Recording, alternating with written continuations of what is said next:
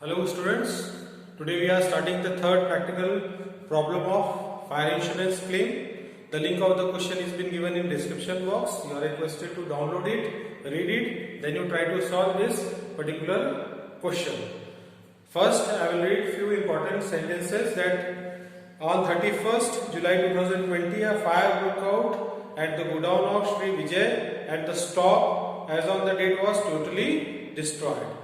And we have to prepare the statement of amount of claim which is to be submitted to insurance company. Additional information has been given that the sales and purchases in the financial year 2020-21 had occurred uniformly from month to month, and Shri Vijay states that the same quantum of purchases and sales in 2019-20 has been maintained in 2020-21 up to the date of fire. And one more information has been given that the stock is valued at 10% below cost. So we'll start the question by preparing the trading account of these three financial year. So now step number 1, it is preparation of trading account of previous financial year. Here we are making the trading account of three financial year. We are not making three separate accounts, but we are making one account in which we are giving three columns for each financial year. So it is particulars 2017-18, 2018-19 and 2019-20. That is the debit side, and same it is on the credit side. 2017, 18, 18, 19 and 19, 20.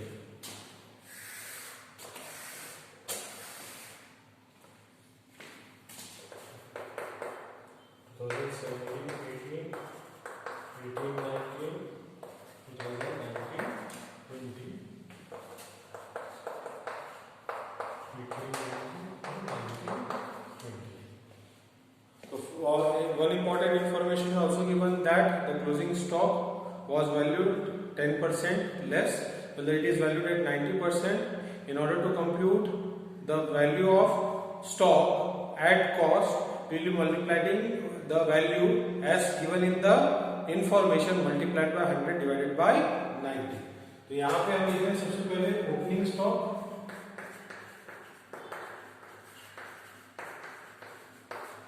Opening stock given है 2017-18 का 40,500, तो 40,500, तो यहाँ पे हम लिख रहे हैं यहाँ पे as value multiplied by 100 divided by 90, तो 40,500 मल्टीप्लाइड बाय 100 डिवाइडेड बाय 90, ये आएगा कितना 40,500 दिया हुआ है, तो ये आ गया कितना 45,000। 2018-19 का गिवन है 31,500, तो फिर हमने मल्टीप्लाइड बाय 100 डिवाइडेड बाय 90 किया तो आ गया 35,000। एंड नेक्स्ट 27,360 गिवन है, तो 27,360 मल्टीप्लाइड बाय 100 डिवाइडेड बाय 90, ये आ रहा है 30,400। नेक्स्ट यहाँ पे आपको दे रहे हैं कि भाई नेक्स्ट इंफॉर्मेशन गिवन है परचेजेस, तो हम यहाँ पे लिख रहे हैं टू परचेजेस। परचेजेस गिवन है 3,46,000 for 2017-18, 3,65,000 for 18-19 and 4,08,000 for 2019-20। Next given है फ्रेट की इंफॉर्मेशन गिवन है to freight, we will assume that it is freight inward or freight on purchase.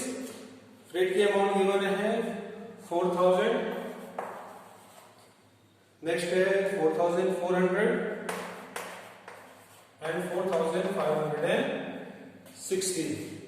फिर given है sales, हमने यहाँ लिखा by sales, sales given है 3,96,000 और 2017-18, 4,20,000 for 2018-19 and 4,56,000 अब यहाँ पे क्या लिखेंगे, हम लिखेंगे बाय क्लोजिंग स्टॉक। इंफॉर्मेशन में दो और एक्सपेंसेस की इंफॉर्मेशन है, सैलरीज एंड ड्राइंग। सैलरीज तक इम्पैक्ट कहाँ होता है, वो preparation of profit and loss account में आता है, तो हम उसको यहाँ पे नहीं लिख रहे हैं। नेक्स्ट गिवन है ड्राइंग्स। ड्राइंग्स गिवन है तो उसको हम किससे माइनस करेंगे, कैपिटल से माइनस करेंगे, उसको भी यहाँ पे हम लिख नहीं रहे। अब यहाँ पे देखिए कि क्लोजिंग स्टॉक दिया हुआ नहीं है, बट हमको ये पता है कि भाई एक साल का ओपनिंग दूसरे साल का क्या बनता है, क्लोजिंग बनता है। तो 2018-19 जो ओपनिंग है, ओपनिंग स्टॉक है, वो 2017-18 का क्या बनेगा, क्लोजिंग स्टॉक। तो हम यहाँ पे लिख रहे हैं 35,000। Opening of 2000, opening stock of 2019-20, it is closing stock of 2018-19। तो हमने यहाँ लिखा 30,400। अब हमको 2020-21 का ओपनिंग स्टॉक गिवन है 29,304। कितना दिया हुआ है, 29,304। It is the opening stock of 2020-21। तो 2020-21 का जो ओपनिंग स्टॉक है वो क्लोजिंग स्टॉक किसका था, 2019-20 का था। और यहाँ पे जो भी स्टॉक है वैल्यू कितने पे हो रहा है, 10% लेस पे हो रहा है, इसका मतलब उसकी वैल्यू कितनी हम लिख रहे हैं 90, जबकि उसकी वैल्यू कितनी है 100 है। तो 29,304 मल्टीप्लाइड बाय 100 डिवाइडेड बाय 90, तो ये आ रहा है 32,560। और कोई इंफॉर्मेशन नहीं है। अब हम देखते हैं प्रॉफिट आ रहा है कि लॉस आ रहा है। तो हमारा क्रेडिट साइड ज्यादा आ रहा है, तो हम यहाँ पे लिख रहे हैं क्रेडिट साइड 4,88,560। यहाँ पे आ रहा है 4,50,400। यहाँ पे आ रहा है 4,31,000, 3,96,000 प्लस 35,000। यहाँ पे हम माइनस करेंगे जो डेबिट साइड में हमारा अमाउंट है। तो यहाँ पे सबसे पहले का तो ग्रॉस प्रॉफिट कंप्यूट करते हैं, टू ग्रॉस प्रॉफिट। ये ग्रॉस प्रॉफिट हमारा क्या है, बैलेंस अमाउंट है। तो 2017-18 का जो क्रेडिट साइड पे टोटल है 4,31,000। इससे माइनस किए 45,000, फिर माइनस किए 3,46,000, फिर माइनस किए 4,000। तो यहाँ पे जो अमाउंट आ रहा है वो आ रहा है कितना है 36,000। नेक्स्ट हम कैलकुलेट करते हैं 18-19 का, 4,50,400 माइनस 35,000 माइनस 3,65,000 माइनस 4,400। यहाँ पे अमाउंट आया 46,000। फिर है यहाँ पे 4,88,000 2019-20 का 88,560 माइनस 30,400 माइनस 4,08,000 माइनस 4,560। यहाँ पे आ रहा है 45,600। तो स्टेप नंबर 1 पे हम क्या कंप्यूट करते थे, स्टेप नंबर 1 में हम कंप्यूट करते थे ग्रॉस प्रॉफिट। हमने ग्रॉस प्रॉफिट निकाल लिया। स्टेप नंबर 2 में हम सबसे पहले individual rate of gross profit हर रेस्पेक्टिव ईयर का कैलकुलेट करेंगे। तो यहाँ पे हमारा step number 2 gross profit percentage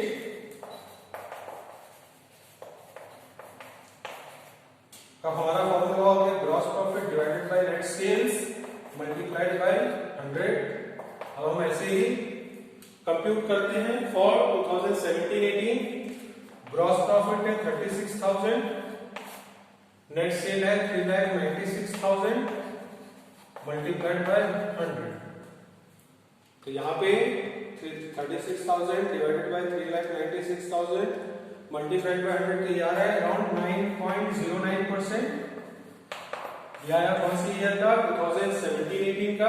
फिर हम कैलकुलेट करते हैं 2018-19 ग्रॉस प्रॉफिट अमाउंट है 46,000 डिवाइडेड बाय नेट सेल्स है 4,20,000 मल्टीप्लाइड बाय 100। तो 46,000 divided by 4,20,000 multiplied by 100, it comes to around 10.95%।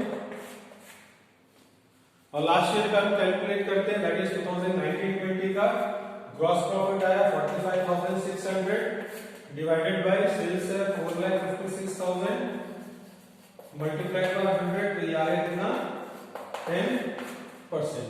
अब यहाँ पे इसको राउंड ऑफ करते हैं परसेंटेज को, यहाँ पे हम 9% लेते हैं, यहाँ पे हम 11% लेते हैं और यहाँ पे 10% लेते हैं। अब जो आपका ग्रॉस प्रॉफिट आया है वो तीनों साल का आ गया और तीनों साल में ट्रेंड क्या है, फ्लक्चुएटिंग है।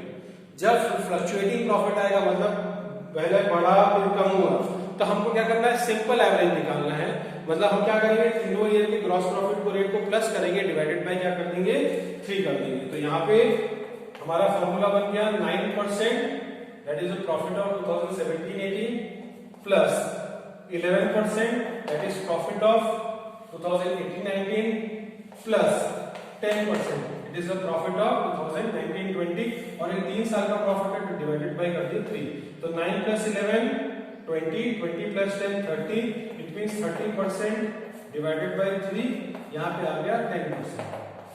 तो हमारा जो ग्रॉस प्रॉफिट का रेट हम लेके चलेंगे, क्योंकि एक से ज्यादा प्रीवियस फाइनेंशियल ईयर की इंफॉर्मेशन है, एक से ज्यादा रेट जब निकलेगा तो या तो आपको सिंपल एवरेज के हिसाब से निकालना पड़ेगा या वेटेड एवरेज के हिसाब से निकालना पड़ेगा।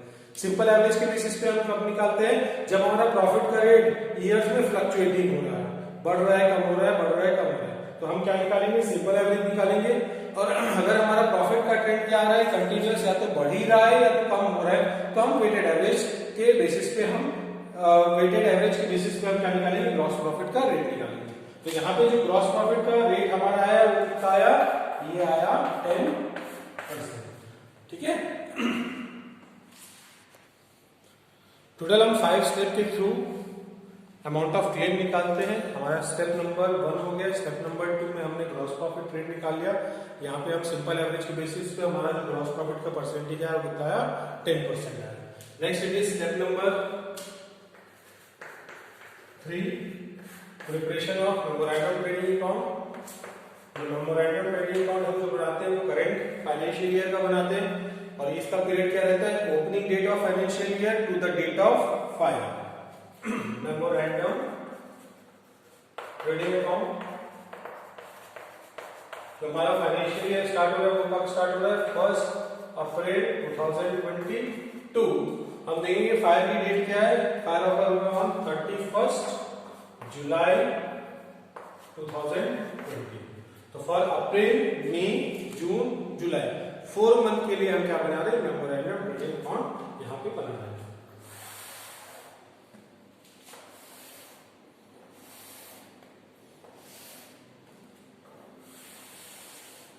सबसे पहले क्या लिखते हैं यहाँ पे, ओपनिंग स्टॉक। ओपनिंग स्टॉक का जो हमने कैलकुलेशन किया था, ओपनिंग स्टॉक गिवन है 29,304 मल्टीप्लाइड बाय 100 डिवाइडेड बाय 90, तो यह आया था 32,560।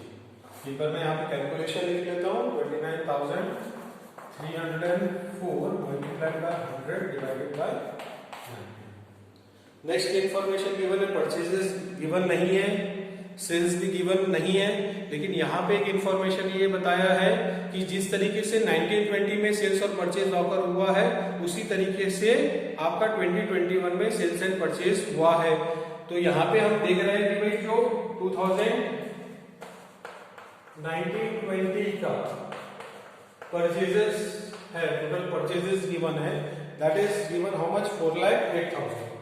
ये 4,08,000 जो परचेजेस हो रहा है कितने मंथ में हो रहा है, 2019-20 फॉर ईयर हो रहा है, मतलब 12 मंथ्स के लिए हो रहा है। तो एक मंथ का जो परचेजेस आया वो कितना आया, 4,08,000 डिवाइडेड बाय 12, यहाँ पे आया 34,000। तो परचेजेस फॉर हमने सबसे पहले क्या निकाला, 1 मंथ निकाला। हम यहाँ पे परचेजेस वर्किंग नोट में इसलिए कैलकुलेट कर रहे हैं क्योंकि purchases and sales for the period from opening date to the date of fire given नहीं है, लेकिन इंफॉर्मेशन ये बता दी कि जैसा परचेज और सेल्स 2019-20 में हुआ था उसी तरीके का परचेज और सेल्स की अमाउंट 2020-21 में भी मेंटेन की गई है। तो यहाँ पे हमने निकाला परचेजेस फॉर 1 मंथ ऑफ 2019-20 कितना है, 34,000। अब यहाँ पे हम जब परचेजेस कंप्यूट करेंगे, परचेजेस फ्रॉम 1/4/2020 टू 31 जुलाई 2020, तो हमने मंथ काउंट किया। अप्रैल, मई, जून एंड जुलाई, टोटल कितने मंथ हो रहे हैं? 4 मंथ्स हो रहे हैं। तो हम यहाँ पे 4 मंथ्स का सेल कंप्यूट कर रहे हैं, परचेस कंप्यूट कर रहे हैं 34,000 मल्टीप्लाइड बाय 4, तो ये आ रहा है कितना आपका 1,36,000 रुपीज।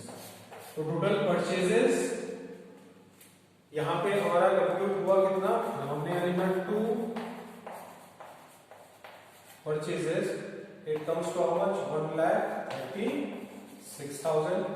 जिस तरीके से हमने परचेज कैलकुलेट किया उसी तरीके से हम क्या कैलकुलेट करते हैं? सेल्स कैलकुलेट करते हैं। तो सेल्स फॉर 1 मंथ ऑफ 2019-20, तो टोटल सेल्स 2019-20 का गिवन है 4,56,000। ये 4,56,000 एक साल का सेल्स है, तो हमने डिवाइडेड किया इसे 12 से। अमाउंट आ रहा है यहाँ पे 4,56,000 डिवाइडेड बाय 12, यहाँ पे आगे कितना? 38,000। तो हमने फिर से कैलकुलेट किया sales from 1/4/2020 to 31/7/2020, that is 4 months. तो यहाँ पे हमने लिखा 38,000 मल्टीप्लाइड बाय 4, यहाँ पे अमाउंट कितना आ रहा है? 1,52,000। तो sales for the period by sales ये आ गया 1,52,000। नेक्स्ट गिवन है फ्रेट, तो हमने यहाँ लिखा 2 फ्रेट का अमाउंट कितना गिवन है? फ्रेट का अमाउंट गिवन है 2,300, तो हमने यहाँ लिखा 2,300। अब यहाँ पे हमको मेमोरेंडम ट्रेडिंग अकाउंट क्यों बनाना है? क्योंकि हमको ये पता करना है कि जिस डेट में फायर ऑकर हुआ उस डेट में कंपनी के पास, ट्रेडर्स के पास कितना स्टॉक था। तो यहाँ पे हम कैलकुलेट कर रहे हैं, तो हमने सबसे पहले यहाँ पे लिखा 2 ग्रॉस प्रॉफिट। ग्रॉस प्रॉफिट का हमने रेट कितना कंप्यूट किया? 10%। 10% किसका? सेल्स का। सेल्स का अमाउंट कितना है? 1,52,000 मल्टीप्लाइड बाय 10%, तो ये कितना आ गया? 15,200।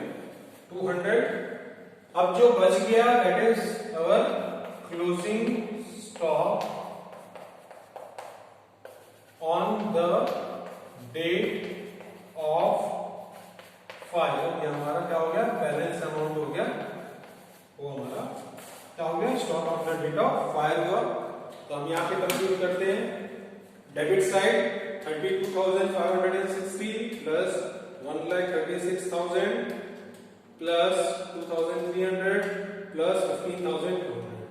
यहाँ पे जो डेबिट साइड का टोटल आ रहा है वो आ रहा है 1,86,060 1,86,060 माइनस 1,52,000।